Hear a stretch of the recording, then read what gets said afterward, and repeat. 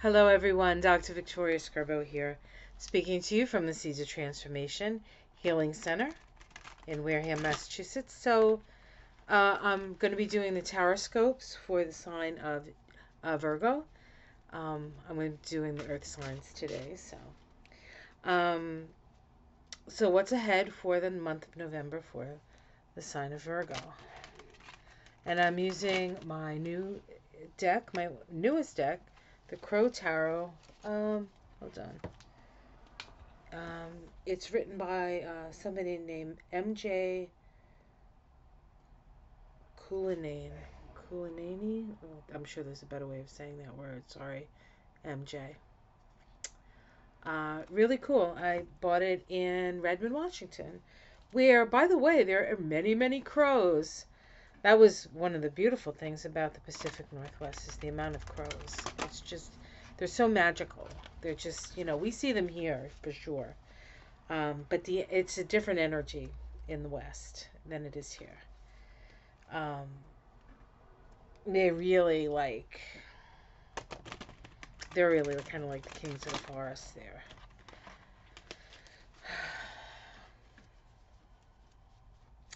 All right, so Virgo. Reminds me of that like Marsha thing, right? Oops. Okay. All right. So we have the Seven of Wands. The Seven of Wands. Because these are new, this is really kind of the first time I'm actually looking at this. But this is asking you to be alert. You have the higher ground. You have the perspective that you need. And yet you still need to fight. You still need to fight for what is right and what is yours and what is true. Perhaps it's those pearls of wisdom that you hold, right?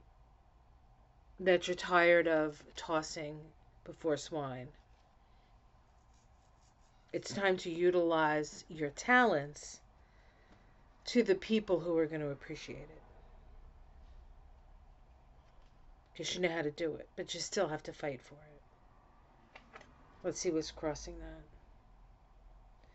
The Seven of Swords. So somebody is deceiving you to a certain extent. They're saying they have more. It's like they're promising you more than they can deliver. So you need to be aware of that. You may actually even have to make sure that you're not promising more than you can deliver. But let's continue and see what else is here. Okay, underneath it we have the Three of Cups. The Three of Cups is usually like, having a good time, but this like can be a little bit of a sense of maybe too much of a good thing.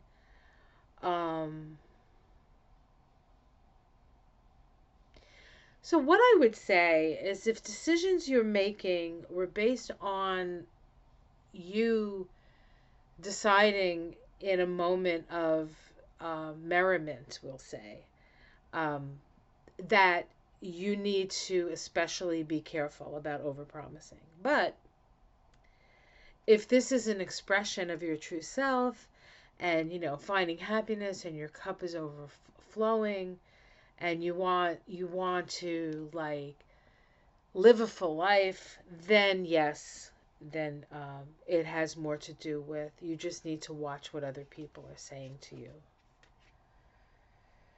In the past, we have the Nine of Pentacles.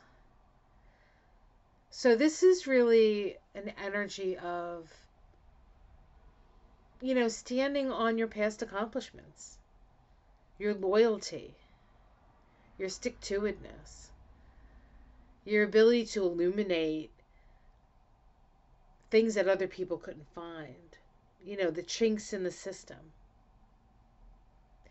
That's something that you can believe in. So even if you're in a situation where you feel like you were taken advantage of, um, and not appreciated for everything that you did, the mere fact that you did it makes you a better person. It makes you more marketable, or it makes you be the person who's going to fit that perfect situation.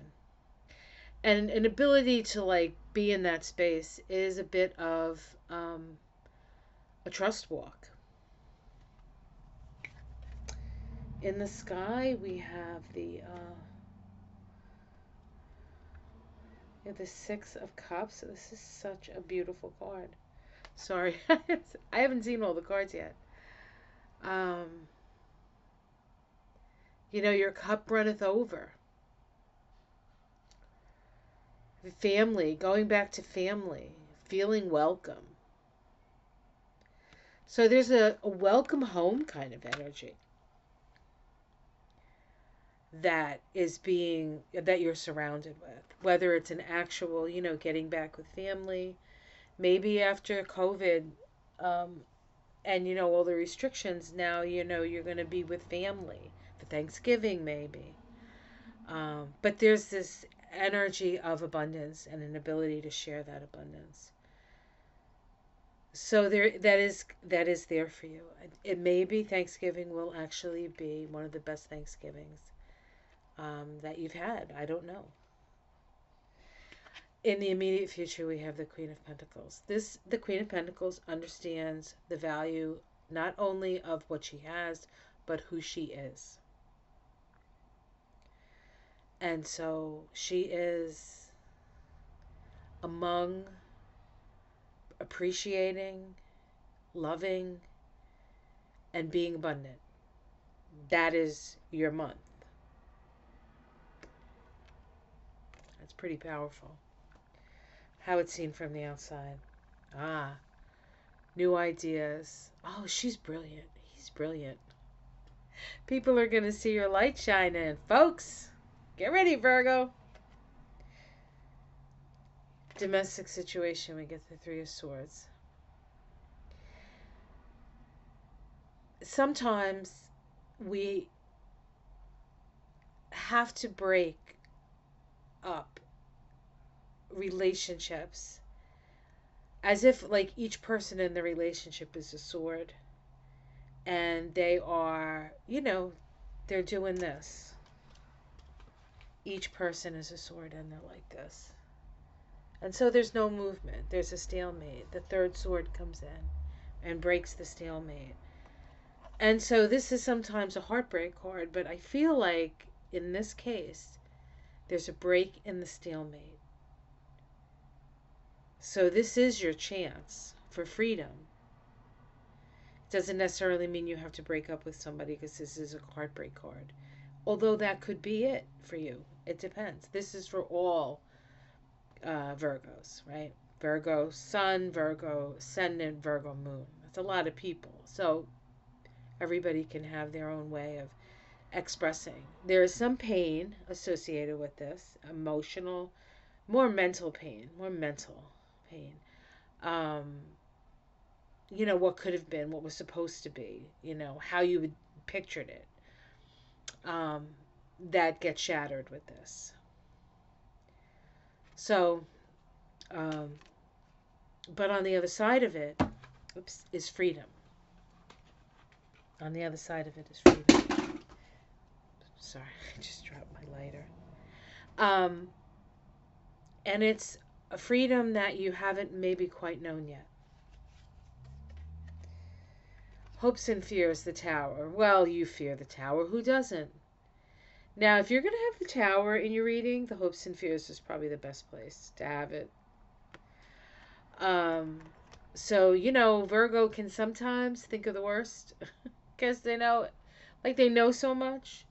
It's like, when you know a lot about, sometimes when you know more about something, it's harder to believe in things. So, and Virgos aren't really known for their belief. That's Pisces. That's their opposite. That's the polarity. But in order to be a full integrated Virgo, you have to have that Pisces within you. And true of Pisces, in order to be really an effective Pisces, healer, compassion, love, you have to make sure you're taking care of that physical vessel, right? That's Virgo. So there has to be a balance, no matter what sign you are. But Virgo is very good at worrying. And so if they're going to worry, they're going to worry big, right? So don't worry. Don't worry. Be happy. And we get the Nine of Cups, which is lovely. The Nine of Cups. Your wishes come true. This is a beautiful, abundant card. Like all his little cups have all the little things that he has gathered, little food, and so all your hard work is paying off. And then we get the Empress, which is the goddess, which is fecundity and fertility and abundance, Venus. Now Venus is going to go retrograde, but not in November. So don't worry about that. It goes retrograde in December. In November, it's moving slowly, but it's not retrograde. That movement, slow and steady, wins the race. Again, keep just applying yourself. Underneath it, we get, this is the same exact cards for the Taurus. Is it? No, almost. The Queen of Cups, right? The compassionate one. The Knight of Swords, the impulsive one. And the Four of Swords.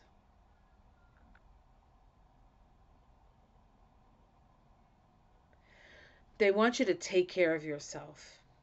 They want you to do the self-nurturing, right? That sometimes you forget to do because you work so hard. And they want you to not jump when somebody says they need help. You would normally go, "Oh, I'll do it." Like step back from that, because that is not. You need your rest. You need your rest. So there's a lot of opportunity. You're well thought of. Whatever it is that you've cooked up, if it's connected to your true sense of like making yourself happy, then you'll be a great success, I think. In November. So, wow, that was an interesting reading, right? Okay, well, I hope you enjoyed that. Like, subscribe, and I will see you again next month for the December Tarot Scopes for the sign of Virgo. Take care, everyone. Namaste. Much love.